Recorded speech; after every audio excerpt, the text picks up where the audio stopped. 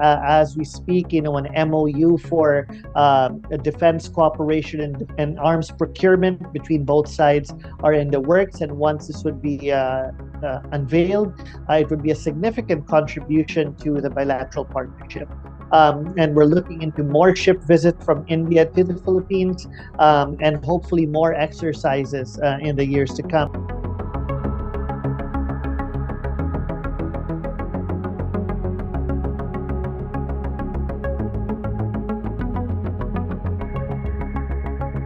Today we have with us Don Maclain Gill. He is geopolitical analyst and lecturer at the Sal University, Manila. Don will take us through the recent advancement in New Delhi Manila exchanges and what New Delhi stands to gain from this strategic relations with Manila. So Don, what is the current scope of bilateral relations between New Delhi and Manila in the context of Beijing's expanding influence in the South China Sea? Right, thank you very much. And the topic is indeed quite timely, given, of course, the fluctuations in the relationship between the Philippines and China, but of course, the upswing in the bilateral security partnership between Delhi and Manila as well. So, when you ask people in the Philippines, or if you ask them over 2 decades ago, regarding the status of Philippines-India relations, and of course, this was a largely marginalized partnership, despite a lot of convergence in regional interests, and of course, despite sharing similar principles and normative values. But at the same time, because of the lack of awareness and the lack of direct engagement, given, of course, due to the structural configurations that have taken place since the 1990s, there was that lack of momentum in the bilateral partnership. But really, the Philippines-India security partnership really took off at around 2016 under the administration of former President Rodrigo Duterte. Now, despite his controversies vis-a-vis positioning Manila between the US and China, his administration really opened a lot of doors for working with non-traditional partners. And of course, India was seen to be the most successful result of this particular shift in foreign policy. So within 2016 to 2022, there has been a number of important developments in the bilateral partnership, from a series of high-level visits from both sides. You had President Duterte visit India during Republic Day as a chief guest, along with other ASEAN countries. You also see the visit of the Philippine Foreign Minister, the Foreign Secretary, and of course the Defense Secretary of India, the Secretary of National Defense. And simultaneously, you had Prime Minister Narendra Modi visiting Manila in 2017. You've had Dr. Jaishankar visit Manila as well, and you've had 2019 former President Ramnath Kovind visit Manila as well. So, along with the high-level visits, of course, there is that realization in Manila towards that willingness to incorporate India more effectively within its security calculations. And of course, the former Navy Chief of the Philippines, Admiral Bacordo, said that India will definitely help us keep our seas safe. Considering the recent face-offs between Philippines and China, do you think that, there is,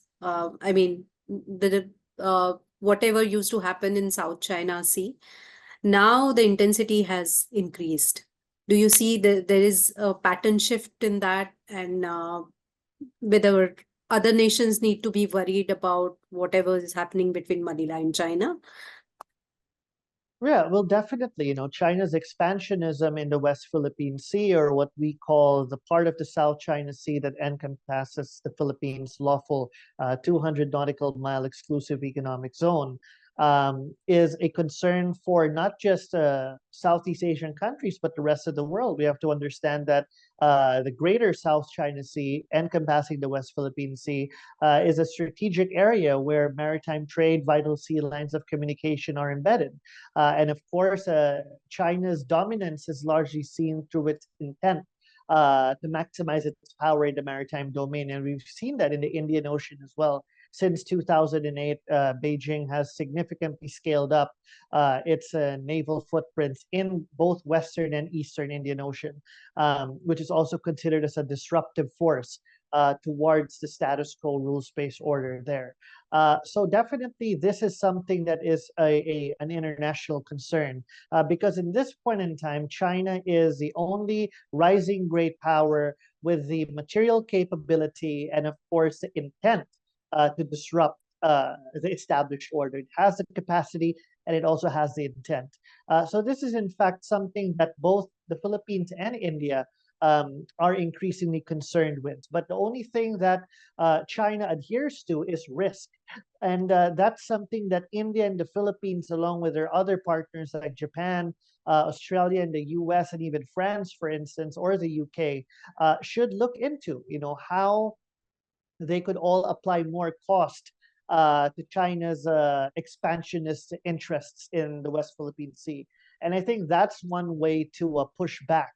And I still think that there's much that should be done because China still does not feel that level of cost.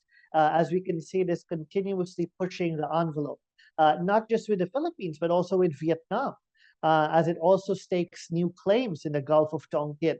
So this is something that we must seriously take note of. India and Philippines are engaging on the defense front, but there is nothing much happening on the bilateral trade front. It is still at a very lower level. So what are the areas that are often neglected when we speak about the New Delhi-Manila bilateral trade? Absolutely. Trade seems to be the weak link in the bilateral partnership. And we do hope that India and the Philippines will be able to step up their trade. But, there's one structural impediment here is that both India and the Philippines are economic competitors, right? They're friendly competitors, but at the same time, that lessens the level of comparative advantage for effective levels of trade. And this has been India's issue with a number of Southeast Asian countries as well. The level of bilateral trade is not as is not as significant as compared to the bilateral trade of Southeast Asian countries with Japan, with China, or with the United States and even South Korea. So I believe the opportunity lies in enhancing each other's manufacturing capabilities. I think that could be a win-win for cooperation for economic connectivity, and that is if India and the Philippines decide to work together in terms of joint production for particular critical industries. And I think that that's something that the Philippines would also need. Given, of course, its great reliance on Chinese imports, right? So that's something that the Philippines would need to wean off from, and that really has strategic risks. And India itself also faces the same dilemma because China has had the advantage earlier on to really expand its manufacturing capabilities to the point where it has become the exporter of the world. And all Quad countries, for instance, are largely asymmetrically dependent on China in terms of imports. But this is something that really needs to be worked on. And I believe that the Philippines and India will be able to take this to that level as well. But of course, it's easier said than done, given the number of bureaucratic limitations that both would have in forging such a level of economic cooperation. But nonetheless, I believe that it would be important, it would be crucial for them to venture into something that would allow them to at least, to some degree, enhance their manufacturing capabilities as well. Thank you, Don, for your time and your insights on India-Philippines bilateral relations. Thank you very much. It's a true Thank pleasure. you so much. Yeah.